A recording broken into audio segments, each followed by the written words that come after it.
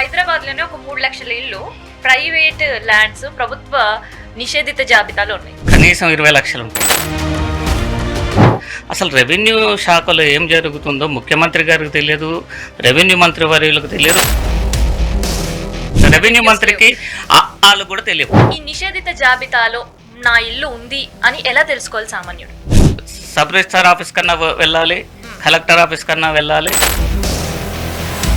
ఈ రాష్ట్రంలో ఉన్నటువంటి లక్షలాది కుటుంబాలను బలిపీఠం మీద కూర్చోబెట్టింది. అపార్ట్మెంట్ లో ఫ్లాట్స్ ఉండే చాలా అపార్ట్మెంట్ హైదరాబాద్ లో సేమ్ నిషేధిత జాబితాలో ఇవాళ కనిపిస్తుంది. నిషేధిత జాబితాలో ఉంది కదా, మరి అది మేము క్లియర్ చేస్తాం. మాకు 2 ఎకరాలు ఇస్తారా లేకపోతే ఎకరం ఇస్తారా?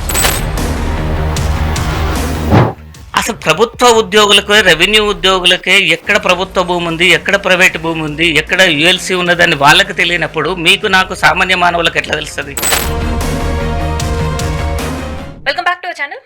ప్రభుత్వం 22A తీసుకొని వచ్చింది. సో దానివల్ల ప్రైవేట్ ల్యాండ్ కూడా ప్రభుత్వ ల్యాండ్ కింద మారిపోయే పరిస్థితి. సో హైదరాబాద్లో దాదాపు 3 లక్షలకు పైగా ఇళ్ళు ప్రభుత్వ ల్యాండ్ అని చూపిస్తున్నాయి. మరి ఆ నిషేధిత జాబితా నుంచి మన ఇల్లు మనం ఎలా కాపాడుకోవాలి? అండ్ యాక్చువల్గా నిషేధిత జాబితాలో మన ఇల్లు లేదంటే అపార్ట్మెంట్ మన ప్లేస్ ఉందని ఎలా తెలుసుకోవాలి? ఇట్లాంటి విషయాలన్నీ కూడా మాట్లాడదాం. ప్రజెంట్ మనతోటి స్టూడియోలో Telangana realtor association president Naroji Praveen గారు ఉన్నారు. సార్ నమస్తే. నమస్తే. ఏంటి హైడ్రా తర్వాత మళ్ళీ ఇప్పుడే కలవడం? గత 3.5 నెలల క్రితం రాష్ట్ర ప్రభుత్వం ప్రైవేట్ ఆస్తులను నిషేధిత జాబితాలో పెట్టింది. వంక ఏంటంటే ప్రభుత్వ ఆస్తులను కాపాడే వంకతోటి ప్రైవేట్ ఆస్తులను నిషేధిత జాబితాలో పెట్టి ఒక బిజినెస్కు తెరలేపింది. ఏ విధంగా అంటే ఇప్పుడు ఏదైనా పిల్లల చదువుల కోసమో లేకపోతే వైద్య ఖర్చుల కోసమో లేకపోతే పెళ్లిళ్ళ కోసమో ఆస్తులు అమ్ముకుంటూ ఉంటారు కదా. వీళ్ళు అమ్మిన తర్వాత అగ్రిమెంట్ అవుతుంది. అగ్రిమెంట్ అయిన తర్వాత కొన్న వ్యక్తి లోన్కు వెళ్తారు, లోన్ శాంక్షన్ అవుతుంది. రిజిస్ట్రేషన్ ఆఫీస్కి పోగానే మీది ప్రభుత్వ భూమి ప్రొహిబిషన్లో పెట్టింది గవర్నమెంట్. ఒకవేళ మీది ప్రభుత్వ భూమి కాదని మీరు రుజువు చేసుకోవాలంటే కలెక్టర్ ఆఫీస్ నుంచి మీరు ఎన్ఓసి తీసుకురండి. ప్రభుత్వ భూమిలో లేదు అంటేనే మేము రిజిస్ట్రేషన్ చేస్తాం, కలెక్టర్ లెటర్ ఇస్తేనే, లేదంటే లేదు. కానీ ఇలా కలెక్టర్ని వెళ్ళి ఎంత మంది అనేది వెళ్ళి ఎన్ఓసి తెచ్చుకునే పరిస్థితి ఉంటుంది. ఎందుకంటే కలెక్టర్ ఆయన వర్క్లో ఆయన చాలా బిజీ అయి ఉంటారు, అధికారుల మీటింగ్స్ అని అదని ఇదని. సో ఈ ఎన్ఓసి ఎంతమందికి అవుతుంది అసలు? ఇప్పటికీ కొన్ని వేల దరఖాస్తులు ప్రతి జిల్లా కలెక్టర్ ఆఫీసులలో పెండింగ్లో ఉన్నాయి. నెలలు గడిచినా కూడా అవి క్లియర్ కావటం లేదు. ఎందుకు కావటం లేదంటే అసలు రెవెన్యూ శాఖలో ఏం జరుగుతుందో ముఖ్యమంత్రి గారికి తెలియదు, రెవెన్యూ మంత్రి వర్యులకు తెలియదు. వాళ్ళు వ్యాపారస్తులు, స్వతహాగా వాళ్ళ వ్యాపార అభివృద్ధి కోసమే వాళ్ళు దినం రోజు పనిచేస్తున్నారు. కానీ అసలు తమ శాఖలలో ఏం జరుగుతుంది ఒక్కసారి అయినా సమీక్ష చేసిండ? రెవెన్యూ మంత్రికి వాళ్ళు కూడా తెలియవు. మా దగ్గరికి రమ్మండి, మేము బోధిస్తాము. ఈ కొన్ని లక్షల ఆస్తులు ప్రైవేటు అది నిషేధిత జాబితాలో పెడితే వాళ్ళు లబోలు దిబో అని మొత్తుకొని ఏడుస్తున్నారు, గగ్గోలు పెడుతున్నారు, బాధపడుతున్నారు, ఆందోళనకు గురవుతున్నారు. పెళ్ళిళ్ళు ఉన్నాయి. నిన్న కాక మొన్న ఒక కుటుంబం నా దగ్గరికి వచ్చింది. వాళ్ళు ఉప్పల్లో ఒక ప్రాపర్టీ అమ్ముకున్నారు.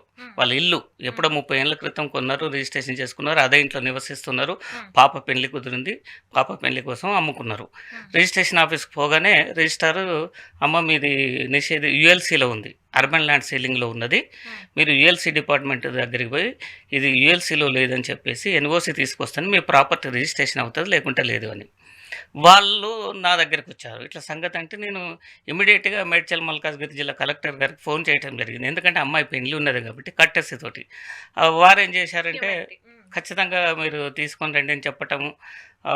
ఇమ్మీడియట్గా సర్వేర్ను పంపించారు. సర్వేర్ను పంపిస్తే సర్వేరు ఆడ సర్వే చేసిన తర్వాత ఇది ఖచ్చితంగా యుఎల్సీలో ఉందని చెప్తుంది. అసలు యుఎల్సీ అనేది ఎప్పుడో బంద్ అయిపోయింది. యుఎల్సీ ఇప్పుడు ఒకప్పుడు యుఎల్సీ ఎంత మార్కెట్ వాల్యూ, యుఎల్సీలో మన ప్రాపర్టీ ఉంటే మార్కెట్ వాల్యూలో కొంత తీసుకొని ఎన్ఓసి ఇచ్చేవాళ్ళు. ఇప్పుడు ఆ పరిస్థితి లేదు.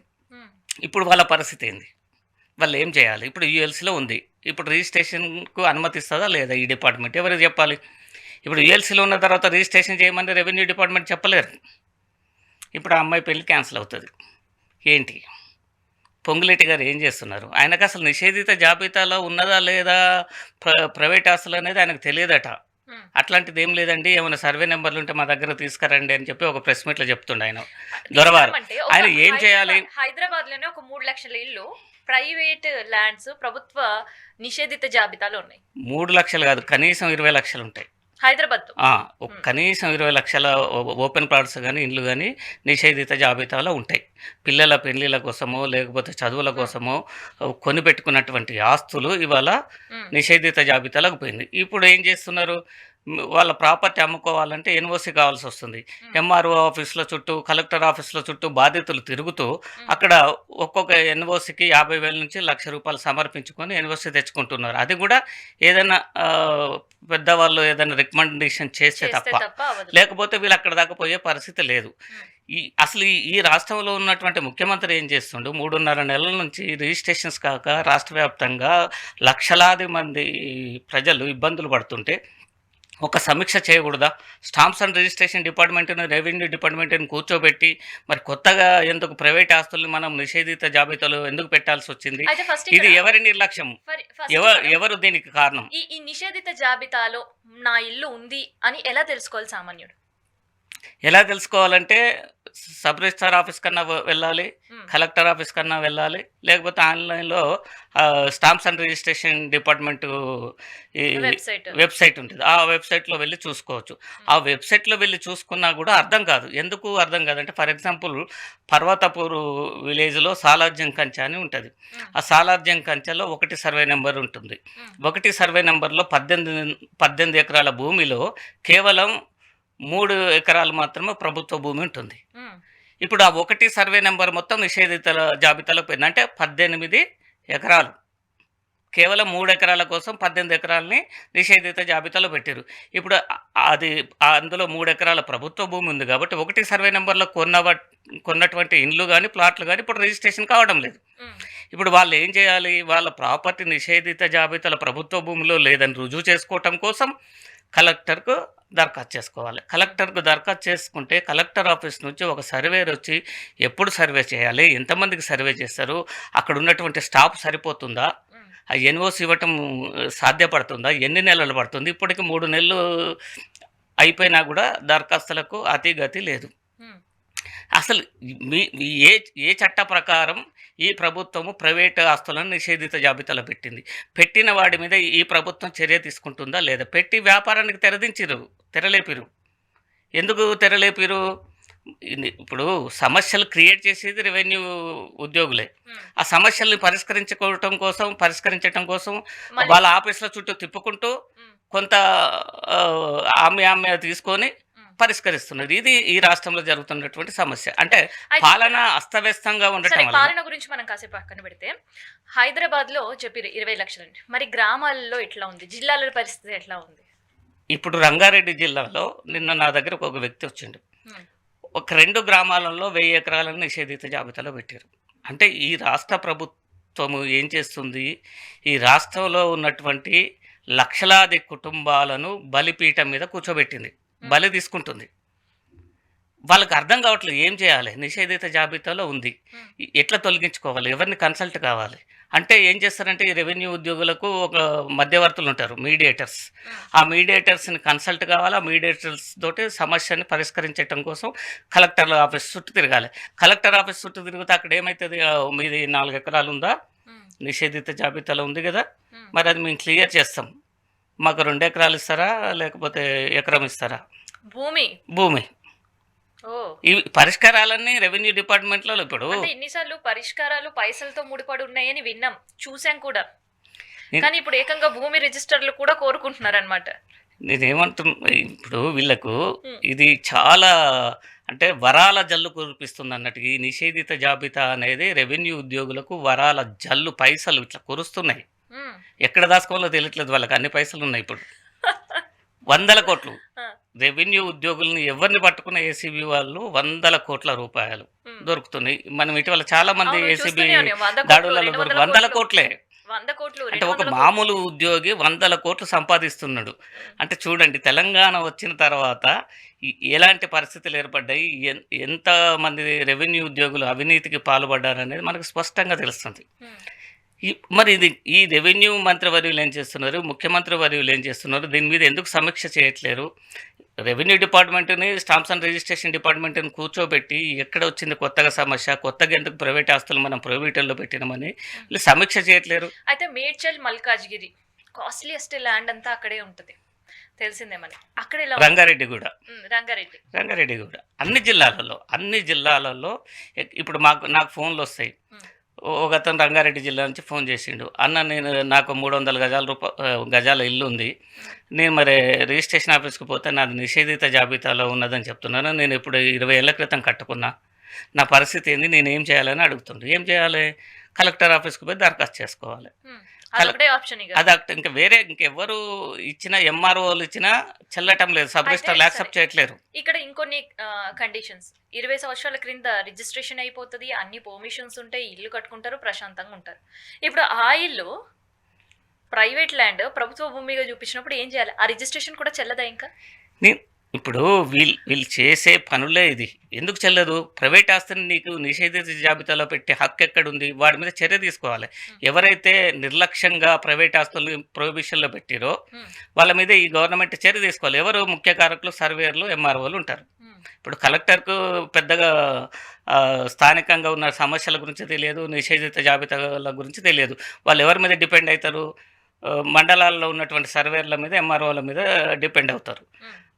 వాళ్ళు ఇచ్చిందే అక్కడ కలెక్టర్ యాక్సెప్ట్ చేస్తాడు సర్వేను. అంటే ఇక్కడ నిర్లక్ష్యం ఎవరు చేశారు? ఎంఆర్ఓ స్థాయి ఉద్యోగులు చేశారు. ఈ ఎంఆర్ఓ స్థాయి ఉద్యోగుల విధి ఏంటి? సమస్యలను సృష్టించటం, కార్యాలయాల చుట్టూ తిప్పటం. అది గమ్మత్ ఏంటంటే హెచ్ఎండిఏ వాళ్ళు చేసిన హెచ్ఎండిఏ లేఅవుట్లు కూడా నిషేధిత జాబితాలోకి వెళ్ళిపోయినాయి. హెచ్ఎండిఏ లేఅవుట్ మేడిపల్లి మండలం ఉంది, మేడిపల్లి గ్రామంలో హెచ్ఎండిఏ వాళ్ళు 55 ఎకరాలలో లేఅవుట్ చేశారు. లేఅవుట్ చేసి వేలం పాటలలో అమ్మారు. అమ్మిన తర్వాత మొన్న ఈ కొత్తగా ఈ 3.5 నెలల క్రితం ఏదైతే నిషేధిత జాబితాను కొత్తగా తీసుకొచ్చిందో ప్రభుత్వం, అది కూడా అందులో పెట్టేశారు. అంటే మళ్ళీ అమ్ముకోవచ్చు ప్రభుత్వం మళ్ళీ అమ్ముకోవటం కాదు, ఎవరైతే కొన్నారో వేలం పాటలు కొన్నారో వాళ్ళు మళ్ళీ అమ్ముకోవడానికి అవకాశం లేదు. సరే, ఇప్పుడు ఈ నిషేధిత జాబితా భూమంతా కూడా ఎవరికి చెందుతుంది? ప్రభుత్వానికే చెందుతుంది. నిషేధిత జాబితా ప్రభుత్వ భూములు మాత్రం ప్రభుత్వానికి చెందుతాయి. ప్రైవేట్ ల్యాండ్ ప్రభుత్వానికి చెందదు. కాకపోతే ఇప్పుడు ప్రభుత్వం అంతా నాది ల్యాండ్, నిషేధిత జాబితాలో చెందిన ల్యాండ్ అంతా నాది లాగానే వ్యవహరిస్తుంది కదా ఇక్కడ. అదే కదా, ఇప్పుడు వాస్తవంగా నిషేధిత జాబితాలో వాస్తవంగా ఉన్న భూములని ఎవరు అన్యాక్రాంతం చేయగలుగుతారు? సామాన్య పేద మధ్య తరగతి ప్రజలు ఎవరు కబ్జా చేయలేరు. ఇక్కడ ఎవరు ఉంటారు? దాంట్లో హస్తం ప్రధానంగా రాజకీయ నాయకులు, రెవెన్యూ ఉద్యోగులు ఉంటారు. ఈ రెవెన్యూ ఉద్యోగులు, రాజకీయ నాయకులు కలిసి ప్రభుత్వ భూములను అమ్ముకున్నారు, చెరువులను అమ్ముకున్నారు. అవి 20-30 ఏళ్ల క్రితం రిజిస్ట్రేషన్లు అయిపోయినాయి, ఇండ్లు అయిపోయినాయి, అన్ని మౌలిక వసతులు అక్కడ వచ్చినాయి, పలుమార్లు రిజిస్ట్రేషన్స్ అయినాయి. ఒక ఇల్లు కట్టేటప్పుడు ఎంతమంది పర్మిషన్ తీసుకోవాలి? మనం సబ్ రిజిస్టర్ ఆఫీస్కి పోయి రిజిస్ట్రేషన్ చేసుకోవాలి, మున్సిపల్కు, హెచ్ఎండిఏకు పోయి పర్మిషన్ తీసుకోవాలి, ఇరిగేషన్ వాళ్ళు ఉంటారు, ఇరిగేషన్ వాళ్ళు కూడా ఎన్ఓసి ఇస్తారు, ఎల్ఆర్ఎస్ ఉంటుంది. ఇన్ని రకాలుగా ప్రభుత్వ ఆఫీసుల నుంచి పర్మిషన్ తీసుకొని నిర్మించుకున్న తర్వాత ఒక 20 ఏళ్ళు 30 ఏళ్ళు గడిచిన తర్వాత నీ ఆస్తి ప్రొహిబిటర్లో ఉంది, లేదా హైడ్రానైనా పంపిస్తా, లేకపోతే రిజిస్ట్రేషన్ అయినా చేయను, కూలగొడతా అంటే ఏంటి వాడి పరిస్థితి? ఇక్కడ ఎవరు అసలు తప్పు నేరం చేసింది ఎవరు? శిక్ష ఎవరికి? అయితే ఇక్కడ మనం అపార్ట్మెంట్లో ఫ్లాట్స్ ఉండే చాలా అపార్ట్మెంట్ హైదరాబాద్లో సేమ్ నిషేధిత జాబితాలో ఇవాళ కనిపిస్తుంది. 100% నిషేధిత జాబితాకు apartments, independent houses, open parts అనేవి ఏం లేవు. వాళ్ళు కూడా ఇప్పుడు అల్వాల్ ప్రాంతం ఉంది, అల్వాల్ 80% యుఎల్సీలో ఉంటుంది. అప్పుడు ఎప్పుడో యుఎల్సీ కట్టిరో కట్టలేదో, హెచ్ఎండిఏ పర్మిషన్లు తీసుకున్నారు, మున్సిపల్ పర్మిషన్ తీసుకున్నారు, అపార్ట్మెంట్స్ అయిపోయినాయి, ఇండిపెండెంట్ ఇండ్లు అయిపోయినాయి. ఇవాళ అమ్మాలంటే ఎన్ఓసీలు కావాలి. ఇప్పుడు మేడ్చల్ మల్కాజ్గిరి జిల్లా కలెక్టర్ ఆఫీసులో 880 దరఖాస్తులు యుఎల్సీ క్లియరెన్స్ కోసం ఉన్నాయి. 20 దరఖాస్తులు మాత్రమే 3 నెలల నుంచి క్లియర్ అయినాయి.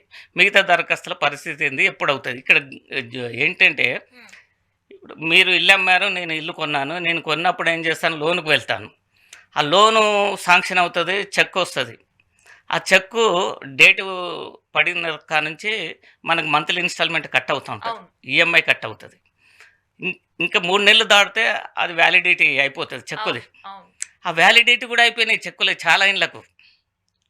క్లియర్ కాక వ్యాలిడిటీ అయిపోతే మళ్ళీ పోవాలి, బ్యాంకుకి వెళ్ళాలి, వెళ్ళి మళ్ళీ ఆ చెక్కుని మళ్ళీ కొత్తగా మళ్ళీ రాయించుకోవాలి కొత్త డేట్ తోటి.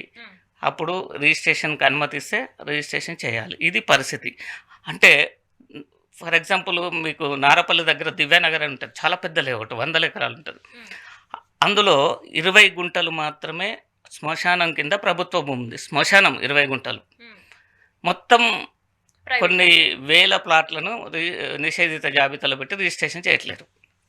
అయితే ఇక్కడ ఇంకొకటి, నేను కలెక్టర్ దగ్గరికి వెళ్ళాను, సార్ ఇక్కడ 20 గుంటల శ్మశాన భూమి ఉంది సార్, అందులో ప్లాట్లు కాలేదు, ఇండ్లు కాలేదు, మీ యొక్క ఎంఆర్ఓ తోటి మున్సిపల్కు రిజిస్ట్రేషన్ చేయండి, దానికి ఫినిషింగ్ వేసుకుంటారా ఏమైనా వేసుకోండి, మిగతా రిజిస్ట్రేషన్కి అనుమతించండి సార్ అంటే ఆయన ఇమీడియట్గా ఎంఆర్ఓకి ఫోన్ చేసిండు. ఫోన్ చేసి ఏంటి ఇది నిజమేనా?